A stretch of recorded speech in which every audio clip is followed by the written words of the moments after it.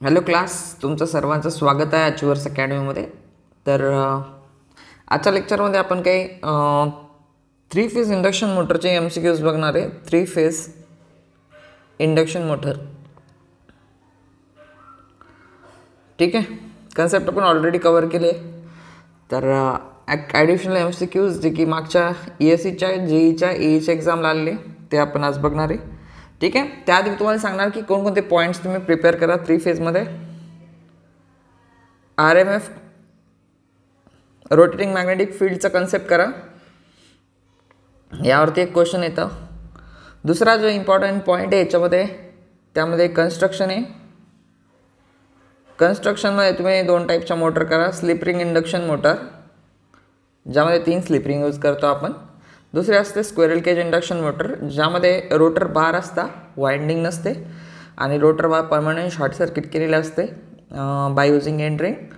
आणि त्यामध्ये आपण काय केलेलं असतं की जो रोटरचे बार आहे ना, ते थोडेसे स्क्यू केलेलं असते टू अवॉइड इंटरलॉकिंग. त्याला आपण कॉगिंग म्हणतो. तर मोटरला स्टार्ट जर होत नसेल तर कॉगिंग झाले असं फेनामेना ऑकर होतो, आणि कॉगिंगमुळे स्टेटर तीथ आणि रोटर तीथ हे लॉक होऊन जातात. तर ती टेंडन्सी नको म्हणून थोडंसं आपण स्किविंग करतो, स्क्यू. तर हा एक कन्सेप्ट लक्षात ठेवा. कन्स्ट्रक्शनमध्ये मटेरियल थोडंफार लक्षात ठेवा. असं क्वेश्चन येत नाही येईला, जे लेवलला जास्त येतात, ठीक. दुसरा आहे टॉर्क स्लिप कॅरेक्टरिस्टिक्स. कॅरेक्टरिस्टिक्स व्यवस्थित करा. टॉर्क स्लिप कॅरेक्टरिस्टिक्स, त्यामध्ये stable unstable region, high slip low slip. Motor always low slip रिजनमध्ये रन करणार, कारण ते स्टेबल रिजन असते, आणि त्यामध्ये जो आल्टो असतो तो डॉमिनेट असतो, त्यामुळे टॉर्क हा डायरेक्ट रिलेशन असतो स्लिपला, स्ट्रेट लाईन असते, आणि इकडून हायपरबोला असते हाय स्लिप रिजनमध्ये. तर हे टॉर्क कॅरेक्टरिस्टिक व्यवस्थित करा. पुढे आपण बघणारच आहे क्वेश्चन, MCQ घेऊ आपण, तेव्हा मी तुम्हाला कॅरेक्टरिस्टिक पण एक्सप्लेन करणार शॉर्टमध्ये. तर एक टॉर्क स्लिप कॅरेक्टरिस्टिक्स, नंतर टॉर्क इक्वेशन. टॉर्क इक्वेशन खूप इम्पॉर्टंट आहे की स्टार्टिंगचा टॉर्क किती असतो, मॅक्सिमम टॉर्क किती असतो, पुल आउट टॉर्क कोणाला म्हणायचं, ठीक आहे. फुल लोड टॉर्क काय असतो, स्लिप ॲट मॅक्सिमम टॉर्क काय, स्पीड ॲट मॅक्सिमम टॉर्क काय, हे सगळे फॉर्म्युले, ठीक आहे. त्यानंतर तुमचं effect of rotor resistance. Rotor रेजिस्टन्समध्ये जर ॲड केला आपण, रोटर सर्किटमध्ये जर रेजिस्टन्स ॲड केला, त्याचा टॉर्क स्लिप कॅरेक्टरिस्टिक्सवर काय परिणाम होतो आहे हे आपल्याला इफेक्ट बघायचं आहे, ठीक आहे. तर हा फक्त पॉसिबल तुमचा स्लिप रिंग इंडक्शन मोटरमध्ये, ज्यामध्ये आपण एक रोटर रेजिस्टन्समध्ये ॲड करतो. तर हा एक याच्यावर क्वेश्चन्स येतात. नंतर एक रेशिओ येतो तुमचा starting torque to full load torque किंवा मॅक्सिमम टॉर्क ना, त्याचा एक फॉर्म्युला आहे 2SMT डिवाइड बाय SMTचा स्क्वेअर प्लस 1. हा एक रेशो असतो. दुसरा एक रेशो असतो फुल लोड टॉर्कचा मॅक्सिमम सोबत. तर हा पण एक रेशो, याच्यावर पण क्वेश्चन येतात तुमचा, लक्षात ठेवायचं 2AS डिवाइड बाय Sचा स्क्वेअर Aचा स्क्वेअर, वेअर A काय असतं तुमचा maximum slip slip at maximum torque म्हणतो आपण त्याला, ठीक आहे. तर हा एक फॉर्म्युला आहे. आणि ही S काय फुल लोड स्लिप आहे तुमची, फुल लोड स्लिप, सिम्पल. तर हा एक रेशोवरती पण क्वेश्चन येतो. नंतर इम्पॉर्टंट कोणता आहे, power flow diagram.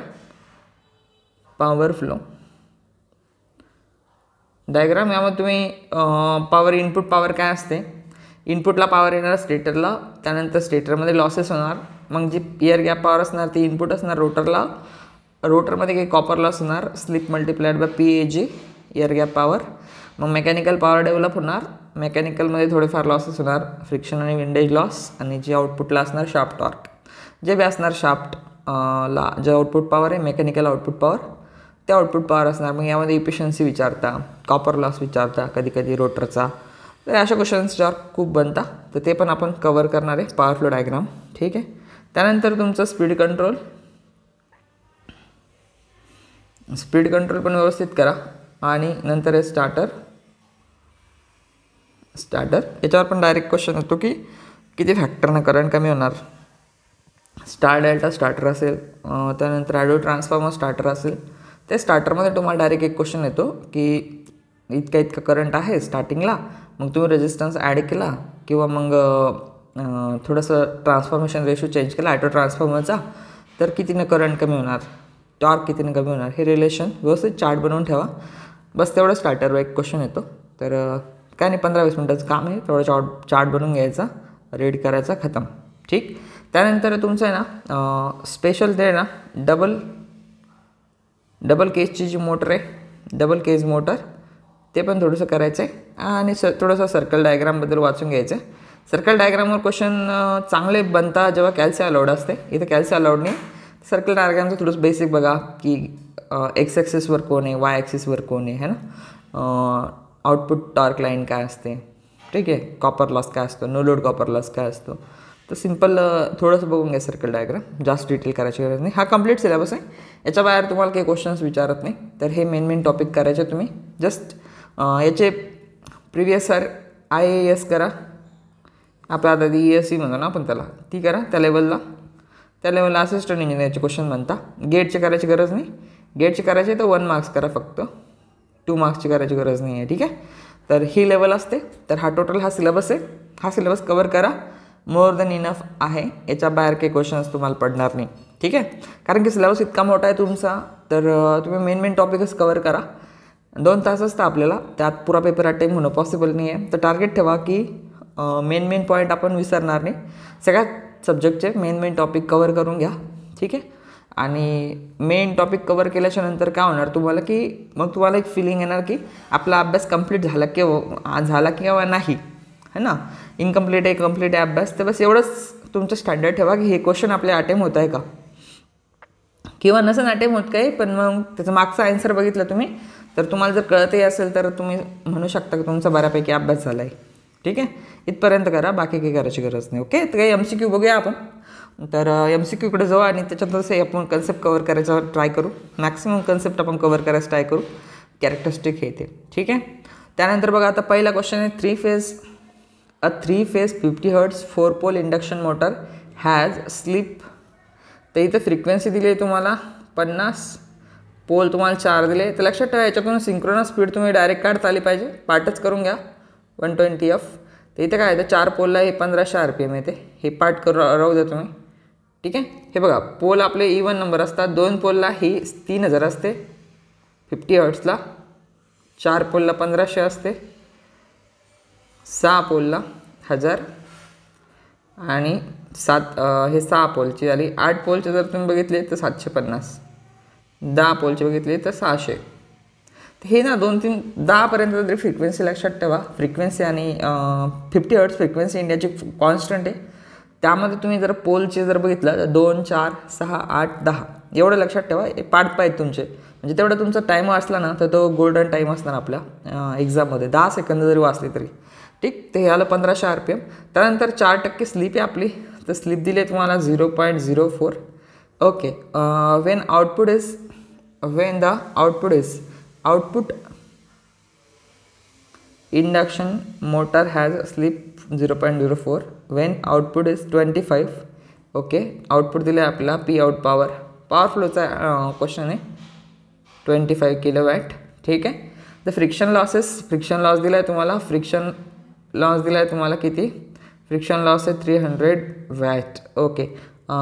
Then rotor speed become. आता हे फ्रिक्शन लॉसशी काही घेणं नव्हतं, आउटपुटशी काही घेणं नाही. 1500च्या 4% हे रोटर आहे. तर तुम्ही रीड करताना तुम्हाला कळायला पाहिजे हा इररिलेव्हंट आहे, आपल्याला याच्याशी काही घेणं नाही. रोटरचा फॉर्म्युला सिम्पल आहे तुमचा NS1 - S. ठीक आहे. तर हा S आहे ना, म्हणजे पर्सेंटेज आहे सिम्पल. तर तुम्ही जर बघितलं हा जो NS आहे हा तुमचा 1500 आणि हा 4% ना स्लिप आहे. 4% स्लिप म्हणजे 1% म्हणजे 15 येतं. 4% म्हणजे किती येणार याच्यात, 4% म्हणजे असणार तुमचं 15 चौक 60 आहे ना. 15 15 15 30 15 55 15 चौक 60. तर 60 कमी होणार 1500ला 1440. सिम्पल असंही कॅल्क्युलेट करू शकता तुम्ही, किंवा फॉर्म्युल्यात व्हॅल्यू टाकायची तुम्हाला तर फॉर्म्युल्यात व्हॅल्यू टाका. 1500 येणार. इथे येणार तुमचं सिम्पल 1 - 0.04. तर 0.96 येते. तर सिम्पल आहे 1500. आणि हे जर तुम्ही मायनस केलं तर 4% आहे बेसिकली. हे 1500 केलं तर 15 चौक 60 असं पण येतं. सिम्पल असं लक्षात ठेवा. तर बघा खूप इररिलेव्हंट डेटा दिला आहे. असंच असतं एक्झाममध्ये की इररिलेव्हंट गोष्टी खूप साऱ्या असतात. तुम्हाला रिलेव्हंट का आलं पाहिजे. इस्रोला पण हा क्वेश्चन आलेला आहे. तर रिलेव्हंट काय तर ते तुम्हाला अटेंड करता आलं पाहिजे. एला पण आलेला क्वेश्चन आहे, जेला पण आलेला आहे, तर ऑब्वियसली तुम्हाला डायरेक्ट आन्सर काढता आलं पाहिजे. ठीक आहे. चलो नेक्स्ट क्वेश्चन बघा. The frequency of rotor current. तर हे असं दिसलं तुम्हाला की तुमच्या डोक्यात आलं पाहिजे की स्लिप फ्रिक्वेन्सी असते रोटरची 50 hertz 4 pole full load speed. आता किती असते त्याच्यावर जनरल विचारलं आहे तर लक्षात ठेवा. नो लोड जी स्लिप असते तिची रेंज बघा ही असते 1% टू 1.5%. ठीक आहे, ह्या रेंजमध्ये. आणि फुल लोडला पण एकदम लो स्लीप असते ना, लो स्लीप रिजनमध्ये रन करते मोटर. तर फुल लोडची बी तुम्ही जर बघितली ना तर 3% पासून स्लीप आपली व्हॅरी होते 5% पर्यंत, याच्यापेक्षा जास्त नसते. ठीक आहे, थोडंसं हे असतं. आणि तुम्ही जर स्लीप स्पीड बघितलं तर इथं पण ना, इथं बघा फुल लोडला पण तुम्हाला 3% तर 5%पर्यंतच असणार. 1% म्हणजे किती 50%च्या 1% म्हणलं 0.5 हर्ट्स येणार. 3% म्हणजे तर 1.5 हर्ट्स पासून तर सिम्पल आहे. 5% म्हणजे किती ना 2.5 हर्ट्स ह्या रेंजमध्ये खेळत असते फ्रिक्वेन्सी. तर बघा कोणतं ऑप्शन मॅच होतं तर हे मोर करेक्ट वाटतंय. तर सिम्पल एक कॉमन सेन्स आहे की आपली जी मोटर आहे ना ऑलवेज लो स्लीप रिजनमध्ये रन करणार. तो स्टेबल रिजन आहे आणि खूप कमी व्होल्टेज आणि फ्रिक्वेन्सी असते रोटरची 1 हर्ट्स 2 हर्ट्स 3 हर्ट्स. तर तुम्ही हे ऑप्शन चूज करायला काही हरकत नाही आहे. ठीक आहे. असिस्टंट लेवलला पण हे क्वेश्चन्स विचारले. नेक्स्ट क्वेश्चन बघूया आपण 3 नंबरचा. क्वेश्चन असा आहे की the rotor power output of 3 phase induction motor. Power output आता लक्षात ठेवा हे रोटर आहे. आता रोटरला जे इनपुट असतं ना लक्षात ठेवा हे असतं एअर गॅप पॉवर, कारण एअर गॅपमधूनच रोटरमध्ये पॉवर इन होते. आणि हे असते रोटर कॉपर लॉस. तर रोटर कॉपर लॉस जो असतो तो असतो sleep time input power. Input power म्हणजेच एअर गॅप पॉवर. ठीक. आणि हे असते PMD. आता PMD काय येणार तुमची, PMD येतं तुमचं बघा ही इनपुट पॉवर आहे मायनस आउटपुट पॉवर येणार. ठीक आहे. तर तुम्ही जर PAG जर कॉमन काढलं ते तर 1 मायनस यस सिम्पल. तर तुम्हाला ही आउटपुट पॉवर दिलेली आहे 15 वॅट. आउटपुट म्हणजेच ही असणार आहे, आउट आहे ही इन आहे. रोटरची आउटपुट पॉवर म्हणजे PMD. ठीक आहे. आणि त्यातल्या त्यात रोटर कॉपर लॉस काढ सांगितलं तुम्हाला 4% स्लिपला. ओके. तर इथून सिम्पल तुम्हाला काय करावं लागेल पहिले PAG काढायला लागेल. तर PAG काय येणार तुमचं सिम्पल आहे PMD 1 मायनस यस. ठीक आहे. PMD किती आला आहे तुमचं 15,000 डिवायडेड बाय 1 मायनस यस तर येऊन जाणार तुमचा 0.96. ओके. आता याच्यात कॅल्क्युलेशन करताना अडकायची गरज नाही आहे तुम्हाला. याला काय करा 96 करा वरती 100 मल्टिप्लाय करा. ओके. सिम्पल 1500 मल्टिप्लाइड बाय 100 करा, इथे 96 करा, काही टेन्शन नाही. ओके. चलो चेक करा. आता बघा इथं 100 आहे. ओ चेक करा इथं 100 आहे, इथं 50 येणार. इथं बघा तुम्ही इथं चेक करा इथं 48 येणार. इथं अजून जर केलं तुम्ही तर 25 येणार. इथं अजून जर अप्रॉक्सिमेट करायचं ट्राय केलं तुम्ही तर इथं किती येणार, इथं सिम्पल 24 येणार. ओके. 24 येणार इथं, समजलं. 24 येणार आहे. तर ओके ऑलराईट. अजून थोडंसं सिम्प्लिफाय करा. इथं 12 होऊन जाणार आणि 1500च्या अर्धे जर केले तुम्ही, हाफ जर करायचा प्रयत्न केला, 1500च्या हाफ करायचा ट्राय केला तुम्ही तर सिम्पल इथे किती होणार तुमचं 7,500. ठीक आहे. सिम्पल 7,500 होणार. ओके. तर आता इथून भाग जाऊ शकतो ना, 12चं पाडात येतो तुम्हाला. तर 12 पंच 60 5. त्याच्यानंतर येणार तुमचं किती उरले 15 12 पंच 72. ओके. 6 भाग जाते 12 72. ठीक आहे. त्याच्यानंतर बघा किती उरले, आता 3 उरले. 3 12 1 24. ठीक आहे. त्यानंतर बघा सिम्पल 6 उरले 12 पंच 60 625 गुणिला 25. सिम्पल. ओके. तर 625 गुणिला 25 येते 25चा पाडा 25ला म्हणा 125 येतं. हातच्या उरले 2. ठीक आहे. 20 उरले हातच्याला 25 म्हटल्यावर 25चं 5 लिहिलं आपण, 2 उरला हातच्याला. 25 का 25 25 2 50 52 झाले. 2 हातच्याला 5 आणि 25 सक 100 आणि 150 150 आणि 5 155. ठीक आहे. तर 15,525 त्याचा आन्सर येतं तुमचं. सिम्पल 525 हे इनपुट 625 येणार 625. तर सिम्पल आन्सर काय येतं तुमचं बघा. हा 15,625 झालं. आउटपुट 15,000 होतं, इनपुट झालं 15,625. ठीक आहे. तर बघा या दोन्हीचं जर मायनस केलं तुम्हाला तर 625 उरते तुमचं लॉस. सिम्पल. आता तुम्ही म्हणाल सर याला खूप वेळ लागणार कॅल्क्युलेशनला. डेफिनेटली काही क्वेश्चन असे असणार की थोडंसं वेळ लागणार त्याला, ठीक आहे, थोडंसं टाईम टेकिंग. पण मग पॅनिक व्हायची गरज नाही आहे. काही क्वेश्चनला 2 मिनटं जरी लागले तरी काही हरकत नाही. काही क्वेश्चन विदिन 15 सेकंड होत आहे, वाचायची गरज आहे. फॉर एक्झाम्पल एक कंडिशन विचारली तुम्हाला रेसिप्रोसिटीची, AD - BC = 1. हे रेसिप्रोसिटी कंडिशन आहे. सिमेट्रीची A = D. डायरेक्ट कंडिशन विचारली तर तुम्ही क्लिक करायला किती वेळ लागतो? 15 सेकंद. मग ह्या क्वेश्चनचे जे उरलेले सेकंद आहे तुम्ही ह्या क्वेश्चनला इन्व्हेस्ट केले तर डेफिनेटली काही प्रॉब्लेम नाही, अजिबात काही प्रॉब्लेम नाही त्याच्यामध्ये, ठीक आहे. आता मुद्दाम मी कॅल्क्युलेशन करून दाखवलं इथं, कारण की तुम्हाला कॅल्क्युलेशन पण समजलं पाहिजे. नुसतं कन्सेप्ट येऊन फायदा नाही आहे. कॅल्क्युलेशन जर नाही आलं तर काही फायदा नाही आहे कन्सेप्टचा, ठीक आहे. ते कॅल्क्युलेशन पण सुधारा तुम्ही. तुम्हाला जर कॅल्क्युलेशन जमत नसेल तर काही फायदा नाही आहे कन्सेप्टचा, ठीक आहे. कॅल्क्युलेशन शिका विदाउट कॅल्सी. ओके. आता त्याच्यात बघा नेक्स्ट क्वेश्चन काय, the slip of 400 3 phase 4 pole 50 hertz. आता हे 4 पोल 50 हर्ट्स 1500 RPM, ठीक, 1500 RPM खतम. त्याच्यानंतर 1440. बघा इथं रिलेटिव्ह स्पीड किती आली? 60 RPM. किती टक्के झाले? 1500. बघा हे 1500 1% आहे ना, तर 15 × 60 4% स्लीप आली. डायरेक्ट आन्सर येतं. तर हे प्रॅक्टिस करून ठेवा तुम्ही, आधी प्रॅक्टिस करा. तुम्ही का म्हणता ना मला हा सब्जेक्ट जमतो, मग मी करत नाही. आता जसं मी बघितलं बरेच मुलं काय करतात, नेटवर्कचे क्वेश्चन सॉल्व नाही करत. तर हॅबिट असू द्या, रोज नाही की ना 20 ते 25 क्वेश्चन तरी सॉल्व करा नेटवर्कचे. का? कारण की याच्यातून टाईम कमी होणार तुमचा, ठीक आहे ना. एक्झाम पोस्टपोन झाली आहे तर जे बी तुम्हाला टेलिग्रामवरती कीबोर्ड वॉरियर दिसत आहे ना, जे की मॅसेज करताय, मोठे मॅसेज करताय एक पेजवरून, तुम्हाला गॅरंटीड सांगतो मी त्या पोरांचं सिलेक्शन नाही होणार आहे त्यांचं सिलेक्शन. जे पोरं सिरियस अभ्यास करताय त्यांना माहिती आहे की आपल्या हातात नाही आहे त्या गोष्टी, आपण त्याला काय करणार आहे? तुम्ही गव्हर्नमेंटशी भांडणार आहे का? काय करणार आहे? काही नाही आपल्या हातात काय अभ्यास करणं, राईट अपॉर्च्युनिटी आल्याच्या नंतर दोन्ही हातांनी ग्रॅब करणं, हे आपल्या हातात आहे. सिम्पल आहे ना.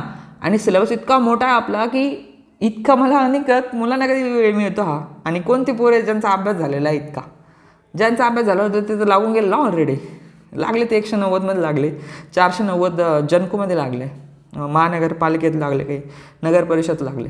हे जे आहे का हे असं वाटतं यांचा अभ्यास झालेला आहे, मला नाही वाटत त्यांचा अभ्यास झालेला असणार आहे. एक क्वेश्चन टाकलं की ते त्यांचे कोमात चाललं जाणार ते सर, असं सांगतो तुम्हाला. सिम्पल अभ्यास करा, फालतू गोष्टीकडे लक्ष देऊ नका. ॲड येणार बी जाणार बी, ते बोंबलनाले बोंबलत बसणार आहे, खरं सांगतोय तुम्हाला मी, ठीक आहे. सिरियसनेस ना घ्या.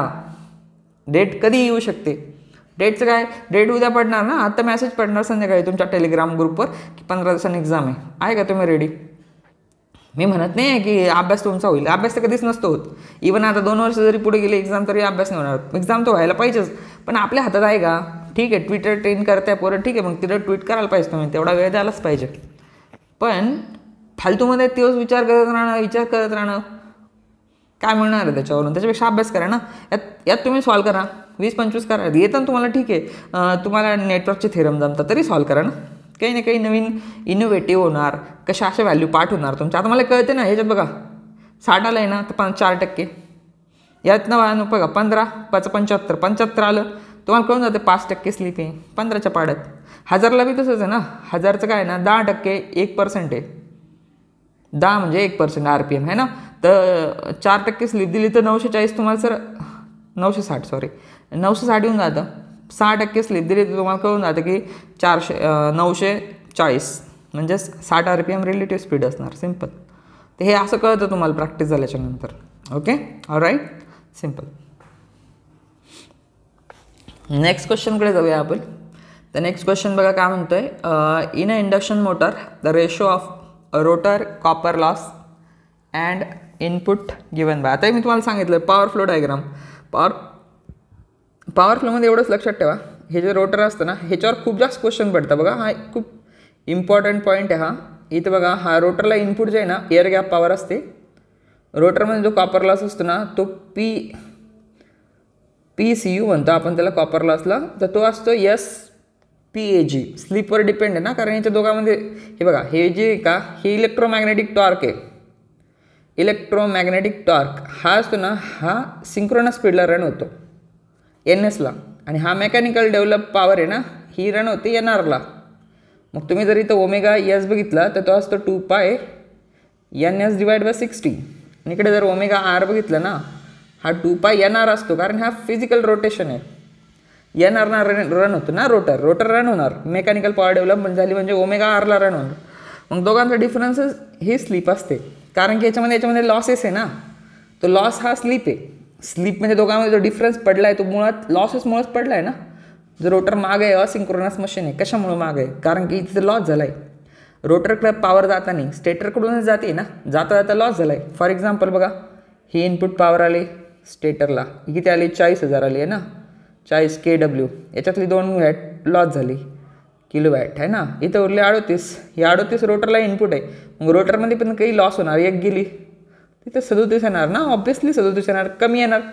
मी इथं पॉवर इथं सिंक्रोनस स्पीड आहे, इथं येणार का? स्पीडचा फरक पडला आहे, कारण इथं लॉसच झाला आहे, म्हणून तर ते पकडू शकत नाही आहे.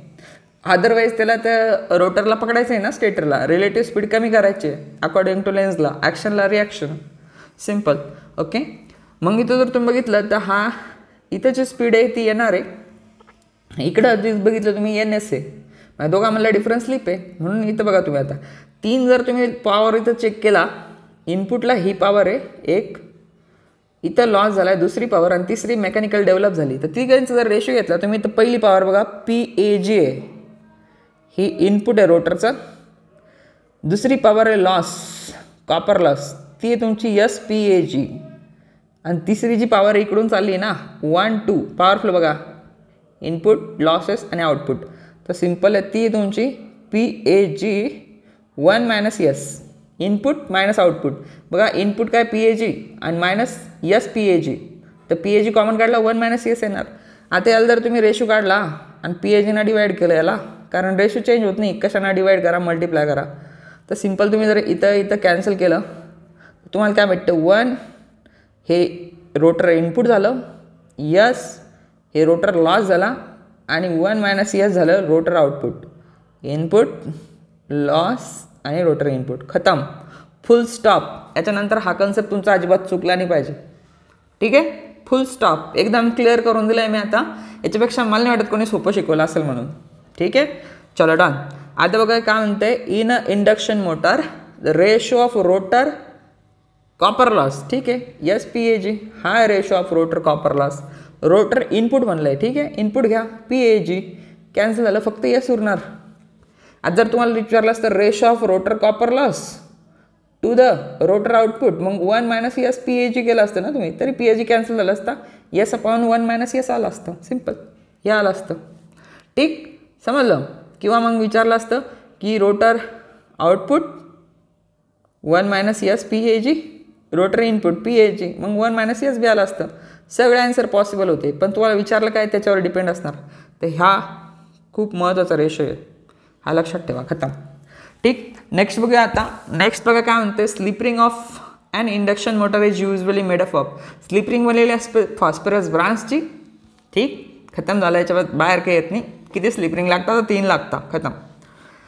3 phase induction motor running at a slip, yes. Mechanical power develop in terms of air gap power. Mechanical power किती डेव्हलप होणार? PMD. आत्ताच सांगितलं मी तुम्हाला, इनपुट हे लॉसेस हाय, दोघांमधला डिफरन्स, तर याच्यातून PAG कॉमन निघणार, तर 1 - S उरणार, 1 - S.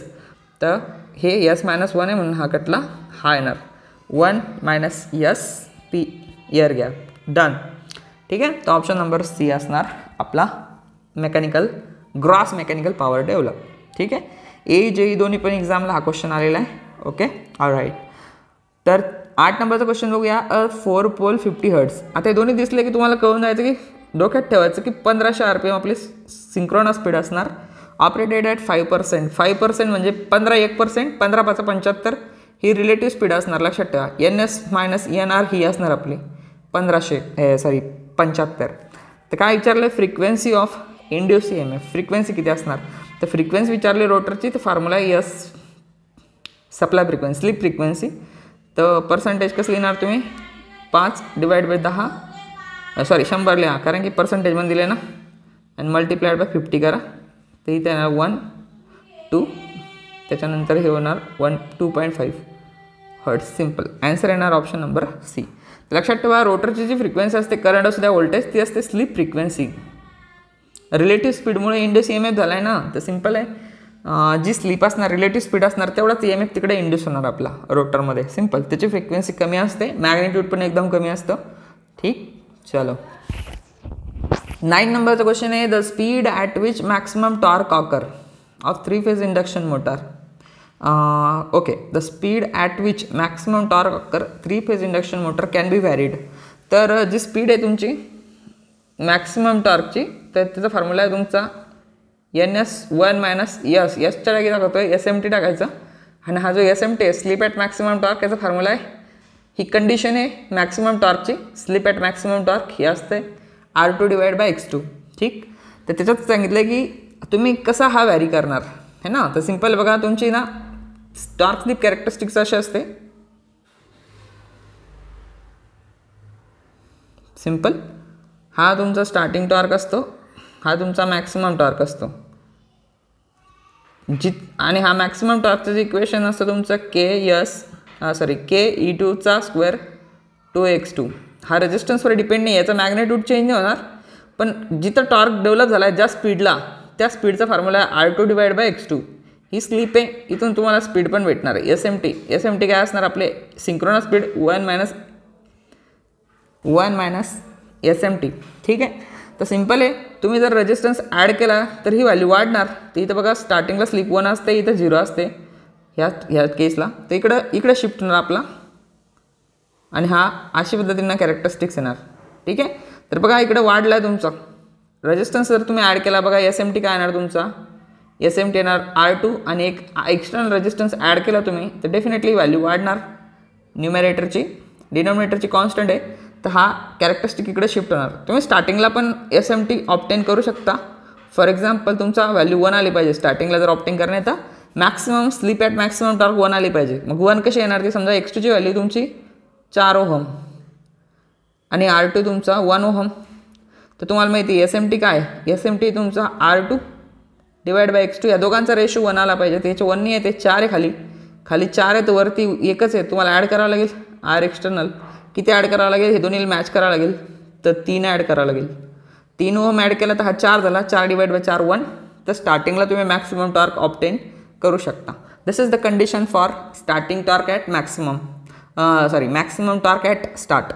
तर स्टार्टला पण तुम्ही ऑप्टेन करू शकता maximum torque if you match reactance with resistance by adding external resistance. Okay, आता रेजिस्टन्समध्ये जर तुम्ही ॲड केलं तर काय होणार, तुम्ही म्हणाल सर टॉर्क कसं वाढणार, तर तुम्हाला माहिती आहे टॉर्क हा डायरेक्टली रिलेशनल ॲक्टिव्ह पॉवरला VI cos phi, आणि cos phi असतो ना, हा R2 / X2 असतो. रेजिस्टन्स जर ॲड केला, तुमचा पॉवर फॅक्टर इम्प्रूव्ह होतो आणि टॉर्क वाढतो स्टार्टिंगचा. सिम्पल, तर सिम्पल आहे, by inserting additional resistance to rotor circuit. Yes, correct आहे. Additional by inserting additional reactance नाही ॲड करत, रेजिस्टन्स ॲड करतो आपण. रिॲक्टन्स कॉन्स्टंट असतो. स्टेटरमध्ये ॲड करायचं नाही आहे म्हणून हे दोन्ही ऑप्शन चुकले. रोटरमध्ये ॲड करायचं आहे, तर ऑप्शन नंबर A बरोबर असणार. सिम्पल. आय होप हा कन्सेप्ट तुम्हाला कळाला असेल व्यवस्थित. चला 10 नंबरचा क्वेश्चन आहे, which of the following formula is use to calculate synchronous speed of induction motor. तर हा खूप सिम्पल फॉर्म्युला आहे. NS = 120F / P. 120F आहे, 120F / P, तर ऑप्शन नंबर C असणार. ठीक आहे, याच्यामध्ये P वरती आहे, तर थोडंसं केअरफुल. हा फॉर्म्युला बी करेक्ट वाटणार आपल्याला, पण बानं गडबड नका करू. ॲटलिस्ट ना एक क्वेश्चन व्यवस्थित वाचायचं तुम्हाला. ठीक आहे, कारण की सगळा क्वेश्चन सोपा असो अवघड असो एवढेच मार्क आहे त्याला. ठीक आहे, मग गडबड नका करू, कारण सिली मिस्टेकमुळे एक जरी क्वेश्चन चुकला तर तुम्ही एक मार्कानं जरी तुमचा क्वेश्चन चुकला तर लक्षात ठेवा, एका मार्कावरती 30 40 पोरं सेम मार्क्सवाले असते कॉम्पिटिटिव्ह एक्झाममध्ये, सेम मार्क्सवाले. त्यामुळे हे सिली मिस्टेक टाळा. किती क्वेश्चन लॉलीपॉप जरी असला ना, बघा तुम्ही क्रिकेटमध्ये बघा, खूप एकदम सिम्पल कॅच आहे. कॅज्युअल जर झाला खेळाडू तर कॅच सुटून जाते, अवघड कॅच पकडले जाते, सोपी कॅच सुटते. तसंच मग काय करायचं, तुम्हाला सोपा क्वेश्चन आहे तितकं केअरफुल राहायचं तुम्हाला. कारण की काय होतं, जर क्वेश्चन सोपा आहे तर आपण कॅज्युअल होऊन जातो ना, तर अरे हा तर सोपा आहे, एकदम खुश होऊन जातं आपण. तसं नका करू, त्या सिरियसनेसना पेपर द्या आणि हा सिरियसनेस केव्हा येणार, जेव्हा तुम्ही टेस्ट देणार. तर भरपूर साऱ्या टेस्ट सिरीज सॉल्व करा. किती मार्क पडले त्याची काळजी करू नका, टेस्ट सिरीज सॉल्व करा. 11 नंबरचा क्वेश्चन बघा. 3 फेज 8 पोल 50 हर्ट्स. आता हे दिसलं ना तुम्हाला 8 पोल 750 खतम. 750 RPM synchronous speed. Okay simple लक्षातच ठेवायचं. 10 पोलला 600 नाही 10 पोलला 1000 10 पोलला 1000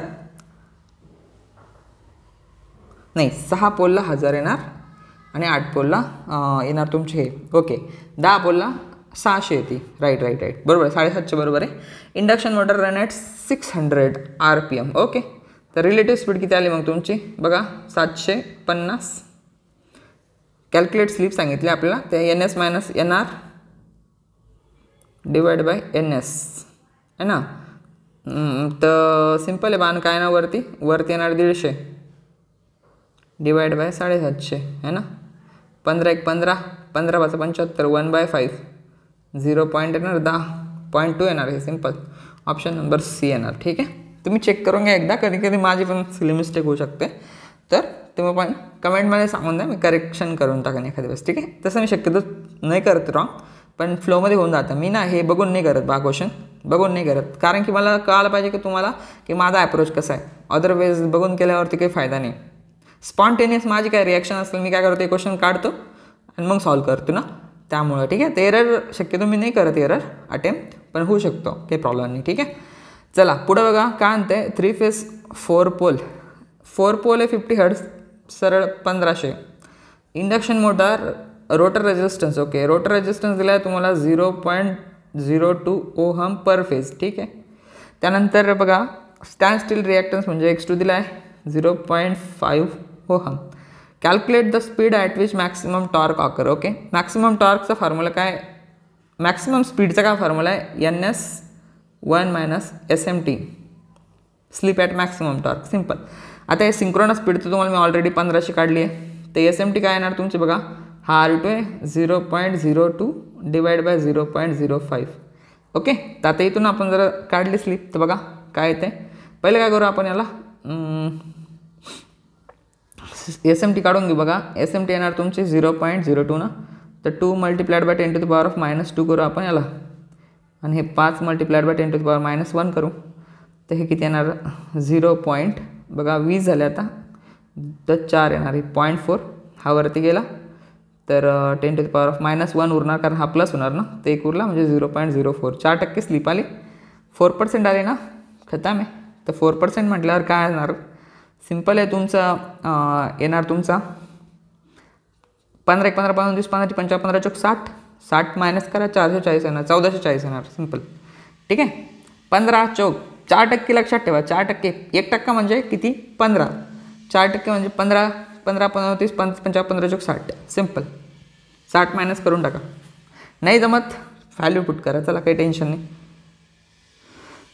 1 - 0.04 सिंपल आहे. 1500 4% घेतली, 1500 4% जर काढले तुम्ही किती येणार आहे 75 येणार. सॉरी 15चे 4% 60 येणार. 1500 60 गेले, खाली उरले 1440. सिंपल. Okay all right. 13 नंबर बघा काय म्हणतं आहे. 50 hertz frequency is applied to the 3 phase induction motor if rotor current frequency is 30. What is slip. तर हे असा फॉर्म्युला आहे ना आपला स्लीप फ्रिक्वेन्सीचा. तर इथून तुम्हाला स्लीप विचारली आहे, तर स्लीप फाइंड करू शकतो आपण. स्लीप इज इक्वल टू असते rotor frequency divide by stator frequency. तर रोटर फ्रिक्वेन्सी दिली आहे 30, स्टेटर फ्रिक्वेन्सी दिली आहे 50 हर्ट्स इथं दिली आहे. ठीक आहे 0 कट झाला, 3 डिवाइड बाय 4 भाग नाही जात, 0 पॉईंट घेतला 30 झाले 0.6. ठीक आहे 6 × 5 30 येणार ना. ठीक ओके. पुढचा क्वेश्चन आहे की if rotor input of squirrel cage induction motor operated with 10% slip. Okay slip दिली तुम्हाला 10%. ओके त्यानंतर म्हटलं आहे इन 100 रोटर इनपुटच दिलं आहे ना, ती एअर गॅप पॉवर असणारी 100 kW. ठीक आहे. What will be the total power generated by rotor. Power generated by rotor म्हणजेच काय असणार की आउटपुट पॉवर ना, आउटपुट पॉवर असणार. इनपुटला किती आली, तर इनपुटला आली 100. एअर गॅप पॉवर आहे बेसिकली ही 100 kW. इथं लॉस होणार किती SPAG.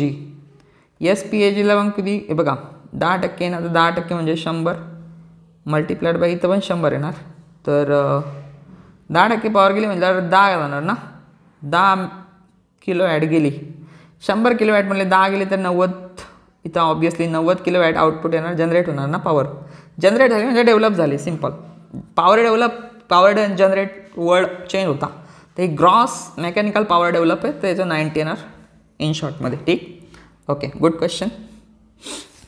तर 15 नंबरचा क्वेश्चन बघा.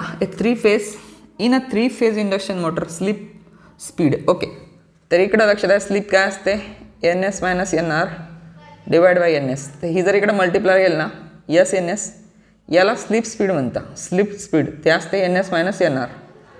तर काय असते, synchronous speed minus rotor speed, option number D.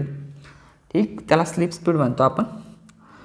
तिकडे 50 hertz frequency is applied to 3 phase induction motor if rotor current frequency is 30. हो, रिपीट झाला हा, याचा ऑप्शन डी येतो.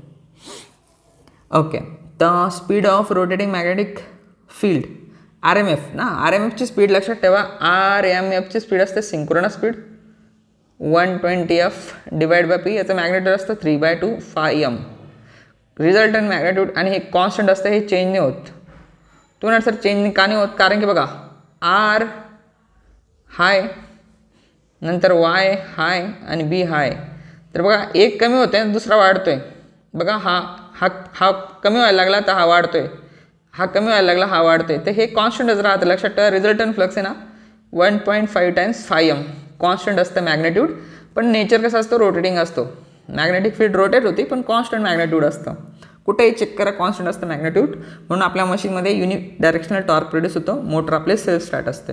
बरं, काय म्हणलं पुढं, ओके 50 हर्ट्ज आहे फ्रिक्वेन्सी आणि induction motor running at 960 RPM. Okay, आता हे 960ला ही रोटर स्पीड दिली आहे 960. ते तुम्हाला माहिती मोटर आपली लो स्लिप रिजनला रन करते, याच्या जवळची जी सिंक्रोनस स्पीड आहे ती 1000 आहे, तर ऑब्वियसली याची सिंक्रोनस स्पीड काय असणार, 1000 असणार. त्या अंदाजी पण काढता येतं तुम्हाला, किंवा इथून पोल काढून पण काढता येतं तुम्हाला. पोल बघा, अप्रॉक्सिमेट पोल काय असणार तुमचे 120F डिवाइड बाय NS 960. इथून तुमचे पोल येऊन जाणार. ठीक आहे, आणि इथून पोल काढून तुम्ही तसे पण काढू शकता, किंवा डायरेक्ट बॅ आन्सर करू शकता, काही टेन्शन नाही. बघा 1440 दिलं तर 1500 RPM असणार, सिम्पल. लक्षात ठेवा, हे लो स्लीप रिजनमध्ये रन करते, एक 4-5% स्लीप असते, म्हणजे त्यात जास्त फरक नसतो. अप्रॉक्सिमेट जवळजवळच असते NR आणि NS, ते लक्षात ठेवा. 18 नंबरचा क्वेश्चन आहे, if 4 pole induction motor has synchronous speed. Okay, 1500 RPM आहे, सप्लाय फ्रिक्वेन्सी किती असणार आहे, ऑब्वियसली 4 पोलला 1500 म्हणल्यावर 50 हर्ट्झच असणार. 19 नंबरचा क्वेश्चन आहे, 3 phase 440 50 hertz induction motor has 4% slip, frequency of rotor. Okay, एक फॉर्म्युला लक्षात ठेवा, यस फ्रिक्वेन्सी, तर यस आहे 4%, 100 डिवाइड करून घ्या, त्यानंतर 50, तर इथे येणार 2 hertz, simple. Option number B. ठीक आहे, okay, all right. Colour change केला. Slip of 3 phase induction motor is 1. 1 दिले slip. What is the state, आता ही स्टार्टिंगला असणार, कारण की बघा स्टार्टिंगला काय असतं, NS - NR divide by NS, ही असते स्लीप आपली, ते NR 0 असतो, मग NS डिवाइड बाय NS केला तर स्लीप 1 येऊन जाते. तर ही स्टार्टिंग आहे, रनिंग स्टँड स्टील, म्हणजेच मोटर स्टँड स्टील आहे, NR 0 आहे, स्टार्टिंग कंडिशन आहे बेसिकली. स्टँड स्टील म्हणजे मोटरची स्पीड आहे, ॲक्च्युअल रोटर स्पीड ती 0 आहे, simple. The function of star delta starter of induction motor. तर स्टार डेल्टा स्टार्टरमध्ये काय होतं बघा, रोटर आहे ना, सुरुवातीचा जो EMF असतो तो काय असतो, स्लीप टाईम E1 आहे ना, किती एक ट्रान्सफॉर्मेशन रेशो आहे, पण तो आपण 1 पकडून घेतला, निग्लेक्ट केला आपण, जे बी वाइंडिंग फॅक्टर आहे, निग्लेक्ट केला EW, त्याला 1 पकडलं, वाइंडिंग फॅक्टरला KW म्हणजे वाइंडिंग फॅक्टर 1 पकडलं, ते नाही गेलं आपल्याला. तर बघा हे जो स्टेटरचा EMF आहे तेवढाच रोटरमध्ये येतो आहे का, कारण की बघा समजा आपण व्होल्टेज समजा 400 पकडूया, आपण 400 व्होल्ट पकडू. ठीक आहे, लाईन टू लाईन व्होल्टेज आहे 400 व्होल्ट. बरं, मग आता रोटरमध्ये किती EMF इंड्यूस होणार, तेवढंच EMF इंड्यूस होणार. मग मला सांगा, रोटरमध्ये काही लोड नाही आहे ना, रोटर काय बार आहे, साधे लोड नाही आहे, काही नाही, इथं पॉवर कुठं लॉस होणार, हीटच्या फॉर्ममध्ये होणार, तर हे रेड हॉट होऊन जाईल, हिटिंग इफेक्ट होणार, हे मेल्ट होऊन जाईल, डायरेक्ट मेल्ट होऊन जाईल, कारण की इथं लोडच नाही आहे. म्हणून आपण सुरुवातीला एवढं व्होल्टेज नको आहे आपल्याला, सुरुवातीला आपण व्होल्टेज कमी करतो. मग स्टार डेल्टामध्ये होतं काय की तुमचं जर बघितलं तुम्ही phase voltage is equal to असतं लाईन व्होल्टेज डिवाइड बाय √3. मग डेल्टावाली मशीन तुम्ही जर स्टारमध्ये कन्वर्ट केली तर ऑब्वियसली व्होल्टेज कमी होणार तुमचं. बघा इथं व्होल्टेज कमी होऊन जाणार √3नं, व्ही फेजच्या लाईन व्होल्टेजच्या √3नं कमी होऊन जाणार फेज व्होल्टेज. म्हणून काय होतं की व्होल्टेज रिड्यूस होतं. म्हणून स्टार्टिंगला आपला व्होल्टेज रिड्यूस करायचं आहे. तो नसतं रनिंग कंडिशनला रनिंग कंडिशनला काय होतं की स्लीप आहे ना तुमची, मी सांगितलं तुम्हाला 5% राहणार, 4% राहणार है ना, ते एवढंच व्होल्टेज असणार. आता मला सांगा 400च्या 4% म्हणजे किती रे, 400चा 1% म्हणजे 4 व्होल्ट, 400च्या 4% म्हणजे किती 16 व्होल्ट, 5% म्हणजे किती 20 व्होल्ट. एवढंच व्होल्टेज पाहिजे त्याला, कारण की ते बार आहे ना ॲल्युमिनियमचं असते, कंडक्टर आहे, त्यात जर थोडं जरी व्होल्टेज असलं खूप जास्त करंट फ्लो होणार. म्हणून स्टार्टिंगचं हेवी करंट जर फ्लो झालं तर मोटरचं जे रोटर आहे ते डॅमेज होऊन जाईल ना, सिम्पल आहे डॅमेज होऊन जाईल. रोटरमध्ये वाइंडिंग असेल ती डॅमेज होईल. त्यामुळे ना काय होतं 5 HP पर्यंत आपण काही प्रॉब्लेम नाही, कारण रोटरचे बार जर असले स्क्वेरल केज तर त्या स्क्वेरल केजच्या बारला काही होत नाही. पण 5 HPच्या पुढे स्टार्टर लावणं गरजेचं आहे, कंपल्सरी आहे. म्हणून आपण काय करतो रिड्यूस करतो व्होल्टेज, जे बी असणार आहे व्होल्टेज रिड्यूस करतो किंवा स्टार्टिंग करंट रिड्यूस करतो. To reduce input current to the stator, त्यानंतर increase the speed of motor, reduce the iron loss, get maximum torque. तर आपण काय करतो इथून करंट रिड्यूस करतो. तसं तर स्टेटर आणि रोटर वाइंडिंगचं करतो आपण ऑब्वियसली, कारण की तेच इंडक्शन मोटर कशी असते ना ट्रान्सफॉर्मरसारखी, तो करंट रिफ्लेक्ट होतो. तर ऑब्वियसली दोन्ही वाइंडिंगमध्ये करंट जास्त फ्लो झाला तर दोन्हीमध्ये रिफ्लेक्ट होणार. ठीक, तर सिम्पल आहे. EMF जास्त बनणार तर करंट बी इकडं रिफ्लेक्ट होणार स्टेटरकडं बी. बेसिकली पॉवर सिंगली फेड आहे ना मशीन, तर रोटरला पॉवर भेटली कुठून, स्टेटरकडूनच भेटली. मग रोटरमध्ये करंट जास्त फ्लो होते तर ते स्टेटरकडूनच ओढणार ना, सिम्पल आहे. तर इथं तुमचं फंक्शन ते स्टार डेल्टाचं की व्होल्टेज रिड्यूस करणं. आता म्हणा सर व्होल्टेज रिड्यूस झालं तर करंट कसं रिड्यूस होणार, करंट ऑब्वियसली रिड्यूस होणार ना. ओमच्या लॉनुसार काय आहे, करंट काय असतो E2 divide by Z2, simple current reduce होऊन जाईल व्होल्टेज रिड्यूस झाल्याच्या नंतर. ठीक, 22 नंबरचं क्वेश्चन आहे at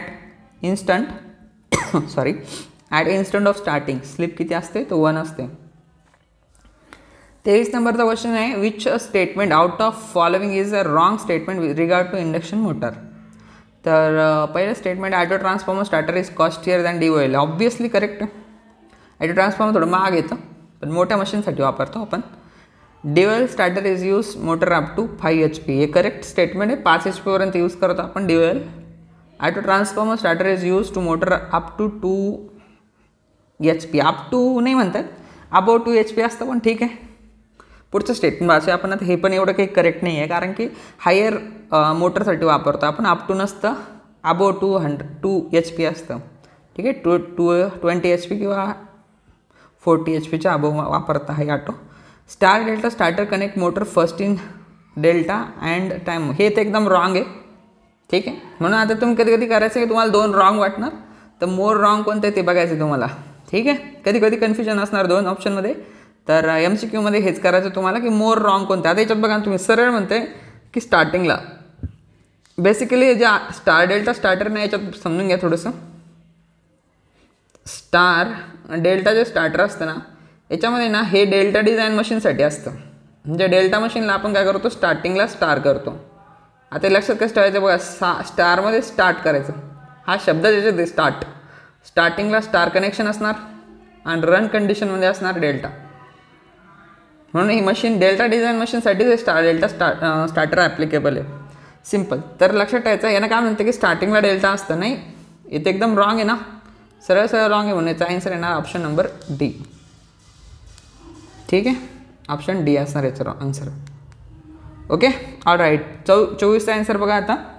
3 phase induction motor 3 phase current IA, IB, IC each of magnitude but different in phase.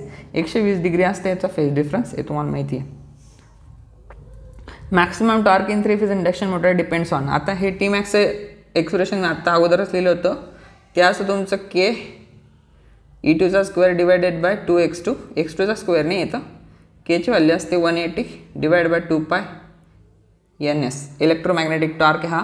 ठीक आहे, तर definitely square of supply voltage, frequency, rotor, inductive reactance, तर ऑल ऑफ अबो आहे. सगळ्यांवर डिपेंड आहे. 3 फॅक्टर्स आहे के, E2 आणि हे.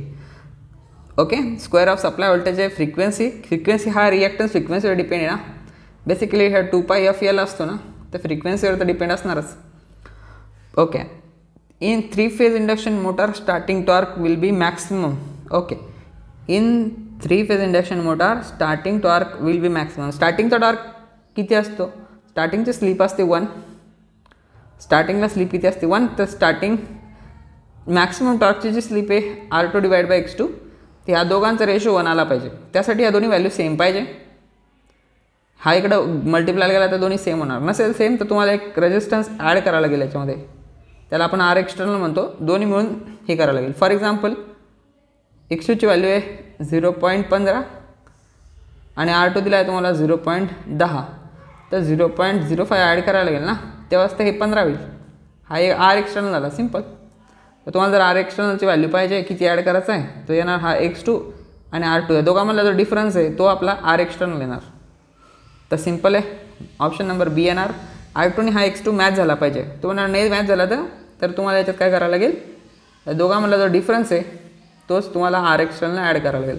ऑब्वियसली हा मायनस येणार, हा प्लस येणार, कारण की ही व्हॅल्यू छोटी आहे ना. तुम्ही मोठी करू शकता, छोटी नाही करू शकत, राईट.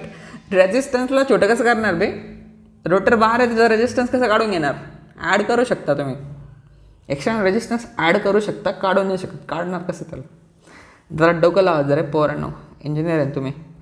ठीक आहे. 27 नंबरचा क्वेश्चन बघा. In a squirrel cage induction motor rotor conductor are. Rotor conductor काय केलं असते? परमनंट शॉर्ट सर्किट केलेलं असते. सिम्पल. एक्सटर्नल रेजिस्टन्स रिॲक्टन्स लावायची गरज नाही. एंड रिंगनं परमनंट शॉर्ट सर्किट असते. कंट्रोलिंग करते मोटरला रोटर साईडनं. Simple. 4 pole 3 phase induction motor run at 440 RPM 50 hertz frequency. Find the slip. Slip find करायची बघा. येतं तर सिम्पल आहे. 4 पोल आहे, 50 हर्ट्ज आहे, 1500 येणार. 1500 मायनस 1440 केलं, डिवाइड बाय 1500 केलं. 1500च्या किती पर्सेंटमध्ये येते तुम्ही बघा ना. 1440 म्हटलं तरी 60 येणार. 15च्या किती पर्सेंटेजमध्ये येते? तर सिम्पल तुम्हाला कळून जाते आहे की काय काढायचं आहे? स्लीप स्पीड आहे. सॉरी स्लीप स्पीड सांगितली, स्लीपनी सांगितली. तर स्पीड किती येणार? हे दोघांमधला डिफरन्स आहे ना. NS काढायचं आहे ना तुम्हाला. तर NS मायनस NR येणार. तर ऑब्वियसली 1500मधून 1440 केले, खाली उरले 60. डी ऑप्शन येणार. 29चं बघा. Which of the following statement is correct with respect of induction motor? Maximum torque will B depends on rotor resistance. Okay, maximum torque कशावर? रोटर रेजिस्टन्सवर डिपेंड आहे. Maximum torque हे रोटर रेजिस्टन्सवर डिपेंड नसतं obviously, पण slip at maximum torque depend असतं. Okay, बघा याचं magnitude आहे ना. मॅग्नेट्यूड कधी चेंज नाही होणार. बघा तुम्ही कॅरेक्टरिस्टिक्स कशी आहे हे लक्षात ठेवा ना. ही कॅरेक्टरिस्टिक्स लक्षात ठेवा क्लास.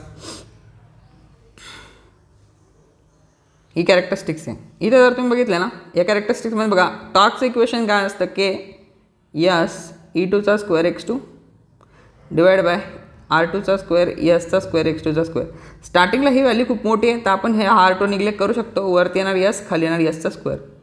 तर तुम्ही बघू शकता हा इन्व्हर्सली येणार प्रोपोर्शनल. तर याला म्हणतो आपण T is inversely proportional T S. तर हे हायपरबोला आहे. हे बघा इकडं स्लिप वाढत चालली आहे, ते हे कमी कमी होत जाणार. इन्व्हर्स रिलेशन आहे. इकडं तुम्ही जर बघितलं ना तर सिम्पल. इकडं जर तुम्ही बघितलं तर हा जो आहे ना टॉर्क, ही व्हॅल्यू खूप छोटी आहे, कारण की रनिंगमध्ये स्लिपची व्हॅल्यू खूप छोटी असते. मग याला निग्लेक्ट करा, डायरेक्ट रिलेशन येणार स्लिपचं. डायरेक्ट रिलेशन म्हणजे स्ट्रेट लाईन. सिम्पल. तुम्ही जर असं कॅरेक्टरिस्टिक ड्रॉ केले ना सिम्पल, तर बघा इथून येणार तुमचा हे तर मॅक्सिमम टॉर्क आहे आपला. इकडं हायपरबोला आहे, इन्व्हर्सली प्रोपोर्शनल 1/S. इकडं straight line, slip directly proportional to torque. हे दोघांचं रिलेशन आहे, किंवा torque proportional to slip, straight line. ठीक आहे. आणि SMT आहे. सिम्पल. पण याचं मॅग्नेट्यूड चेंज नाही होत. मॅक्सिमम कॅपॅसिटी कसं काय चेंज करू शकता तुम्ही रोटर रेजिस्टन्स ॲड करून? नाही करू शकत ना. तर ही कॉन्स्टंट असते, हे चेंज नाही होत. तुम्ही रोटर रेजिस्टन्स ॲड करा, हां स्लिप ॲट मॅक्सिमम चेंज होणार. यस, कारण ते R2 डिवाइड बाय X2 आहे ना. R2 जर वाढला तर तिकडे शिफ्ट होणार हायर व्हॅल्यूकडं. इकडे 0 आहे ना, इकडे NS येणार सेम आहे, तिकडे 0 येऊन जाईल. इथं स्लिप 0 येईल, इथं 1 आहे, तर इकडे शिफ्ट होणार. ती ऑब्वियस इकडे शिफ्ट होणार, म्हणजे हाय होणार स्लिप मॅक्सिमम. डायरेक्ट रिलेशन आहे, पण मॅग्नेट्यूड चेंज होत, मॅग्नेट्यूड कॉन्स्टंट राहणार. तर म्हटलं maximum torque will depends on rotor resistance. Absolutely not. Although the maximum torque does not depends on rotor resistance, yet speed at which maximum torque produced depends on rotor resistance. Definitely depends on rotor resistance. जास्त option वाचायची गरज नाही, इथेच भेटले. पण correct विचारले तर correct हेच असणार. पुढचं बघूया. Maximum torque will not depends on stand still rotor रिॲक्टन्सवर डिपेंड आहे.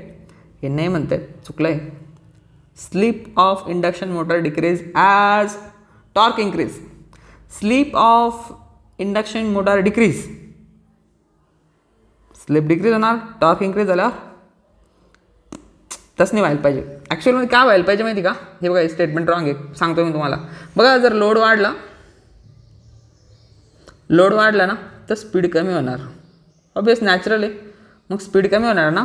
मग स्पीड कमी झाली ना तर तुमची स्लीप आहे ना, स्लीप वाढणार. स्लीप म्हणजे काय असतं? NS minus NR. आता NR कमी झाला म्हणजे हा डिफरन्स वाढणार ना. मग स्लीप वाढला तर टॉर्क पण वाढला पाहिजे, कारण की लोड वाढला तर टॉर्कची गरज आहे, तर टॉर्क वाढला पाहिजे. याचा अर्थ काय की दोन डायरेक्ट रिलेशनमध्ये पाहिजे. जेव्हा जेव्हा लोड वाढणार तेव्हा स्लीप वाढणार. स्लीप वाढली की टॉर्क वाढला पाहिजे. ते ह्याच रिजनमध्ये होताना दिसतंय, म्हणून याला ना स्टेबल रिजन म्हणतं. लक्षात ठेवा नो, याला काय म्हणतात? स्टेबल. का स्टेबल म्हणतात? कारण इकडं बघा, इथं बघा, आता इथं पहिला इथं टॉर्क होता आपला फुल लोड टॉर्क. मोटर इथं रन करत होती, याला आपण SFL म्हणू, या स्पीडला रन करत होती. पण मोटरवर लोड वाढला, स्पीड कमी झाली तर टॉर्क वाढतोय. जशी जशी स्पीड कमी होते तसं टॉर्क वाढते. पण कुठपर्यंत वाढणार? मॅक्सिममपर्यंत. कुठपर्यंत वाढणार? मॅक्सिममपर्यंत. त्याच्यानंतर मोटर अनस्टेबल होऊन जाईल, कारण की मोटरची कॅपॅसिटी संपली आहे. तुम्ही जर लोड वाढवत गेले तर मोटरकडे कॅपॅसिटी नाही आहे, तर डेफिनेटली मोटरची कॅपॅसिटी संपणार, मोटर होऊन जाणार अनस्टेबल. त्याला अनस्टेबल रिजन म्हणतो आपण. ठीक आहे. मॅक्सिमम या हाय स्लीप रिजनमध्ये अनस्टेबल असतं, लो स्लीप रिजन. म्हणून मी म्हणतो की motor always run at low slip region. खूप कमी स्लीपला रन होते मोटर आणि ती स्टेबल असते तिथं. थोडंफार लोड वाढलं तरी मोटरची स्पीड कमी झाली की टॉर्क ऑटोमॅटिक वाढतो, कारण की डायरेक्ट रिलेशन दोघांमध्ये, आणि हेच व्हायला पाहिजे. तर सिम्पल आहे ना. पुढचा क्वेश्चन बघूया. 30 number. The maximum torque of 3 phase induction motor. Maximum torque विचारला बच्चे लोक. काय म्हणते? Under running condition. Maximum torque of 3 phase induction motor under running condition. Okay. Inversely proportional to supply voltage. No, inverse नाही राहत, direct relation आहे square सोबत. Inversely proportional to rotor reactance. Yes, हे करेक्ट आहे. Directly proportional to rotor resistance. Rotor रेजिस्टन्सवर डिपेंडच नाही आहे, तर ऑब्वियसली ऑप्शन नंबर बीच येणार याचा. नन ऑफ दिसचा प्रश्नच नाही. ठीक आहे. इस्रोला आलेला आहे हा. हे TA का कोणती पोस्ट आहे काही माहीत नाही आता, पण चांगली पोस्ट असेल, चांगला क्वेश्चन होता. ठीक आहे, माहीत नाही आता. ओके. RRB JEEला पण आलेला आहे. Winding of star delta starter and winding of star delta starter and during running condition. Okay. During starting असणार अँड रनिंग असणार, असं असेल ते. During start and run condition. स्टार्टिंगला असते स्टार, रनिंगला असतं डेल्टा. मग याचा आन्सर येणार star delta. Star delta star delta. Option D येणार याचा. स्टार्टिंगला लावायचं स्टारला आणि रनिंगला लावायचं आहे डेल्टाला. Okay, done. ओके. 32 नंबरचा क्वेश्चन लास्ट आहे बाण, लास्ट आहे. ठीक आहे. आता चेक करा. बघा याच्यात काय म्हणलं. For given torque slip characteristics of induction motor stable region. आता त्याच्यात स्टेबल रिजन कोणता आहे? तर ऑब्वियसली बघा हे बघा काय व्हायला पाहिजे. लोड वाढला, स्पीड कमी होणार, नॅचरली होणार, ही ऑटोमॅटिक होणार. ठीक. स्पीड कमी झाली तर स्लीप का होणार? स्लीप तर वाढणार आहे, कारण लक्षात ठेवा स्लीपचं रिलेशन स्पीडसोबत इन्व्हर्स राहतं. इन्व्हर्स. जर स्पीड वाढली तर स्लीप कमी होते, स्लीप कमी झाली स्पीड कमी झाली की स्लीप वाढते. इन्व्हर्स रिलेशन आहे. ठीक. आता इकडे बघा, हा लोडचा रिलेशन टॉर्कसोबत डायरेक्ट पाहिजे. फॉर एक्झाम्पल बघा, इथं स्पीड कमी झाली आहे, इकडे स्पीड कमी वाढते ना, इकडे कमी झाली तर टॉर्क ऑटोमॅटिक वाढताना दिसतं आपल्याला. म्हणून हा जो W आहे ना, हा स्टेबल आहे. लक्षात ठेवा, हा W स्टेबल आहे. म्हणून त्याने विचारलं की कोणता हा स्टेबल रिजन आहे, तर ऑब्वियसली हे बाकीचे अनस्टेबल आहे. XYZ हे अनस्टेबल आहे, आणि हा W जो आहे ना तो स्टेबल आहे. खूप इम्पॉर्टंट आणि खूप जबरदस्त क्वेश्चन होता हा. ठीक आहे. एक शोधून आणले बाणे मी, रिकाम्या कामाची एक बी नाही आहे. एक शोधून आणले तुम्हाला, आणि तुम्ही पण असाच अभ्यास करा. मेन अभ्यास करा. एवढा पूर्ण लक्षात ठेवायची गरज नाही आहे. खूप फापट पसार आहे त्याच्यामध्ये. इतके सब्जेक्ट कॅरी फॉरवर्ड करणं खूप सोपं काम नाही आहे, खूप अवघड डिफिकल्ट आहे. त्यामुळे तुम्ही बघायचं रिलेव्हंट कोणतं आहे. एखादा सुटला ना, काय प्रॉब्लेम आहे. कुठं तुम्हाला 50पैकी 50 मार्क नाही, 150पैकी 150 थोडी घेण्याची तुम्हाला. ठीक आहे. रिझनिंगमध्ये नका सोडू, ॲप्टिट्यूडमध्ये नका सोडू, मराठी थोडंफार करा, काही टेन्शन नाही, मराठीत येऊन जाते. पण टेक्निकलमध्ये अभ्यास करताना सिलेक्टिव्ह पॉईंटचाच अभ्यास करा. ठीक आहे. लास्ट क्वेश्चन बघूया. In induction motor the phenomena of magnetic locking between stator and rotor ते कॉल्ड ॲज, याला काय म्हणतात, कॉगिंग म्हणतं. लक्षात ठेवा, 2 फेनॉमेना आहे इथं. हा वर्ड लक्षात ठेवा, लॉकिंग. तर लॉकिंगला काय म्हणतं बा, हा म्हणतं याला कॉगिंग. बघा यमक पण जुळतं आहे ना थोडं लॉकिंग. आणि हे कधी होतं, स्टार्टला होतं. ही मोटर ना स्टार्टच नाही होत, स्टार्टिंगचा प्रॉब्लेम आहे हा बेसिकली. लॉकिंग म्हणजे काय होतं, स्टार्टला. मग याच्यावर उपचार काय, याला काय करतो आपण, स्कीव करतो, स्कीविंग करतो. हा उपचार आहे याचा. ठीक आहे. आणि हा आजार आहे बेसिकली. ओके, हा आजार आहे. त्या थोडंसं रोटरचे बार आपण सरळ न लावता थोडेसे तिरके करून लावता, असे. ठीक, असे लावायचे म्हणजे ना ते अंडर, एका पोलच्या अंडर नाही येणार. इथं नॉर्थ पोल, इकडे साऊथच्या अंडर येणार, मग जेणेकरून लॉक नाही होणार. हे सिम्पल. तर यालाच काय म्हणता, कॉगिंग म्हणतो आपण, कॉगिंग.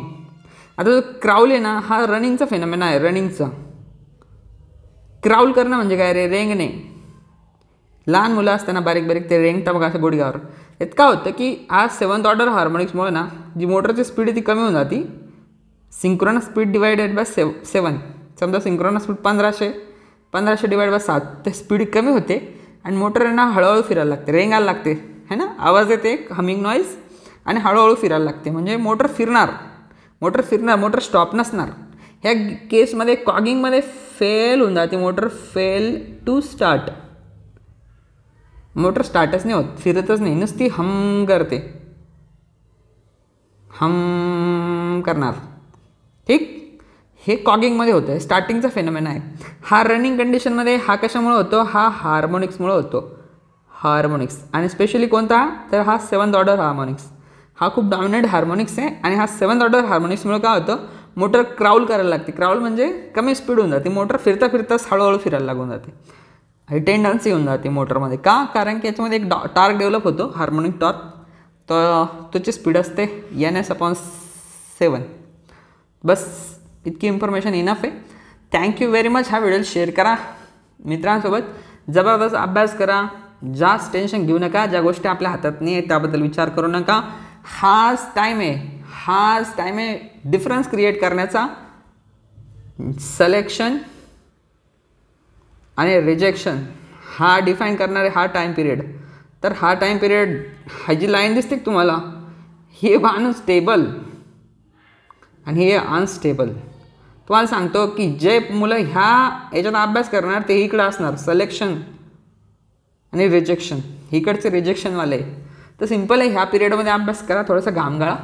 ठीक आहे, मोटिवेटेड राहा स्वतः. आणि इतका जबरदस्त झाला असेल ना अभ्यास तुमचा, ठीक आहे ना, होऊ द्या अभ्यास.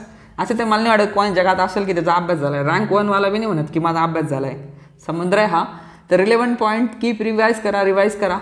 आणि तुम्ही जितकी प्रॅक्टिस करणार तेवढं तुमचं हँड होऊन जाणार ना. ठीक आहे, हँड होऊन जाणार, ती मशीन हँड होऊन जाणार. तुम्हाला कळणार की इथं कोणती स्पीड आहे, काय आहे ना, स्टेबल कोणता, अनस्टेबल कोणता. ठीक आहे, परत अभ्यास करा, थोडं सॉल्व करत राहा. ठीक आहे, बोर झालं आहे मग एखादा सब्जेक्ट जो तुमचा राहून गेला आहे, जसं कंट्रोल आहे, ॲडिशनलवाला सब्जेक्ट करा. ठीक आहे, ॲनालॉग आहे, ॲनालॉग बी करा ना, काय हरकत आहे. 1-1.5 घंटा करा त्याचा अभ्यास. काही सांगतात नाही, पेपर तसं बी स्विफ्ट होऊन जाईल की कंट्रोलचे जास्त क्वेश्चन येऊन गेले, 5-6 क्वेश्चन कंट्रोल होऊ शकते ना, त्यात काय. मग तुम्हाला वेळ तर करा ना, थोडंसं कसं मग एक किक भेटते ना. तेच करून बोर होते ना, थोडंसं किक होते. शक्यतो ना आपले ह्या सब्जेक्टवर स्टिक राहा. Power system, machine, network, measurement. ठीक आहे, हे कोर सब्जेक्ट आपले. हे तर परफेक्ट करा. हे झाले असेल ज्यांचे, त्याच्यासाठी सांगतो बरं का मी, कंट्रोल. कारण की याचा ट्रान्सपोर्टचा सिलेबस एकदम फिक्स आहे बाना ना. याच्यावर जास्त क्वेश्चन मशीन आणि पॉवर सिस्टम कुणाच येतं हे तर सगळ्यांना माहिती आहे. ओके, पण झाला असेल अभ्यास तर 2-3 घंटे म्हणतो मी. दिवसभर याच्यात तर करतच राहा, याला जास्त फोकस कराच.